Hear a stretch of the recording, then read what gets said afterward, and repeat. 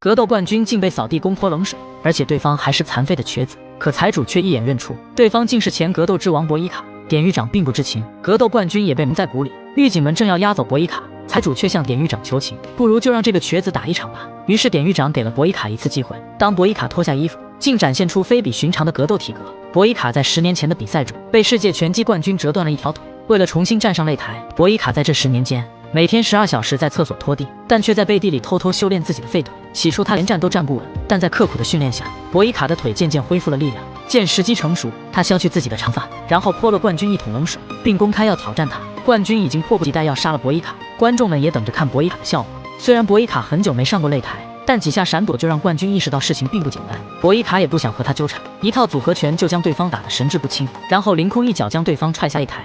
典狱长想不到这个清洁工居然是本狱扫地僧，财主更没想到当年的格斗之王博伊卡回来，而且战斗力根本不减当年。整个监狱都响彻博伊卡的名字，于是博伊卡被安排到更大的赛事，他被押送到另一所监狱，而聚集在这里的都是绝顶高手，他们一个站在一排，他们要参加国际监狱格斗赛事，第1名可以获得自由之身，但他们其实都是待宰的羔羊，因为有条隐藏规则他们并不知道，输的人并不会返回原来的监狱，而是带到一处角落执行死刑。这是监狱里待遇最好的犯人，别人只有打沙包的份，他却有专职陪练，因为极其凶狠的打法，他被冠为死神的名号，所有资本家把钱都压在他身上。赛场上，对手发出咒语般的攻势，他却背身去和观众互动，甚至站着给对手打，他都感觉不痛不痒。这是时候表演了，他利用诡异的步伐迷惑对手，然后施展720度回旋踢，对手瞬间倒下，再也爬不起来了。但资本家们却慌了，因为看到前格斗之王博伊卡的战斗，他们认为博伊卡有打败死神的风险。实力强劲的还有一位黑人，虽然一开始被对手压制，但他一改往日的打法，看似防守的姿势，但防守的同时却带着肘部进攻，很快对手就陷入了被动。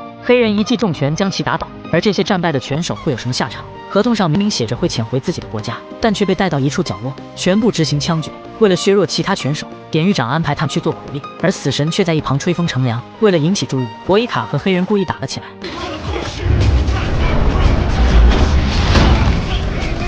他们都被关进了小黑屋，因此也获得和委托人见面的机会。他们把自己被迫做苦力的事抖了出来，委托人们不满意了，跑去和典狱长理论。典狱长却说，让他们把钱全部压在死神身上，保证稳赚不赔。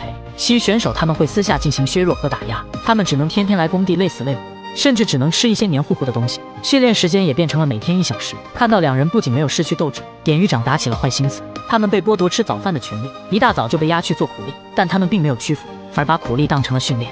甚至扔石头都要反着扔，只为了增加难度。第2轮比赛开始了，博伊卡依然2-3下就干掉对手，高层们慌了，因为博伊卡的实力太过强大了，就连黑人的实力也能威胁死神，这会加大输钱的风险。就在黑人要和死神决斗的前一夜，典狱长却动起了私刑。男人在门外听见了呻吟声，他走过去查看，竟发现好兄弟被人打成重伤，全身都是血。此时博伊卡积压着愤怒，势必要为兄弟报仇。此时死神却跑来挑衅博伊卡，这让博伊卡的愤怒瞬间到达了顶点。死神并不知道博伊卡曾经是监狱的格斗之王，他碰的可是硬茬。这天博伊卡发现好兄弟的伤势已经无法和死神对决了，训练不到5分钟他就累得拳头发软。博伊卡知道如果不帮兄弟，兄弟是必死无疑。在工地上，博伊卡决定砸断脚铐帮兄弟越狱，这是兄弟唯一能活命的机会。就在狱警去解决小便时，博伊卡一遍遍敲击铁链。这时狱警发现两人的行为，召集了所有狱警来，可狱警哪里是博伊卡的对手？博伊卡一脚一个狱警，然后拿着狱警的钥匙解开脚铐。好兄弟在其他人的帮助下逃了出去，博伊卡被带到了牢房，因为黑人逃走了，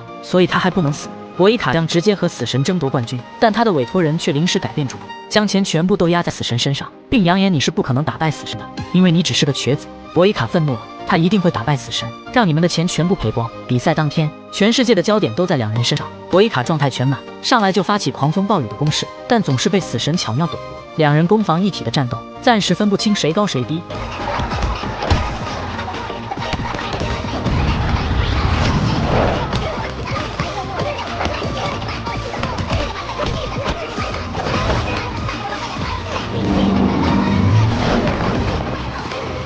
此时死神看到财主慌了，那他也要动起真格了。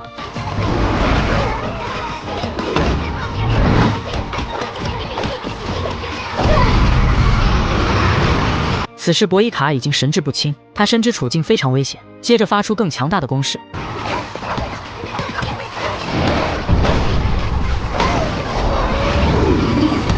可惜博伊卡被抓住了伤腿，膝盖再一次被重创。此时博伊卡的腿用不了了，一下子落入了下风。死神还不断进攻他的右腿，一记回旋踢将博伊卡踢下了擂台。此时战斗已经没有了悬念，裁判也开始读秒。他却看向拖把，想起曾经在厕所拖地的日子。当他再一次站起来时，曾经的格斗之王回来了。死神一看，他居然用拖把布包扎了膝盖。此时博伊卡已经是金刚不坏之身，一脚将死神踢倒。死神想攻击他的膝盖，反而成了博伊卡反击的机会，然后一脚踢傻死神。最后死神使出最强大的回旋踢，却被博伊卡抓住机会，踢断了死神的骨头。胜负已分，博伊卡指向委托人，仿佛在告诉他错误的选择。此时高层的钱全部输得精光，典狱长为了报复，打算枪毙博伊卡，却不料反被一枪爆头。原来是好兄弟来救他。他们上了一辆车，委托人还送了博伊卡一箱钱。原来委托人押的不是死神，因为他知道博伊卡一旦生气，比赛就不可能会输。博伊卡拿着100万，从此恢复了自由之身。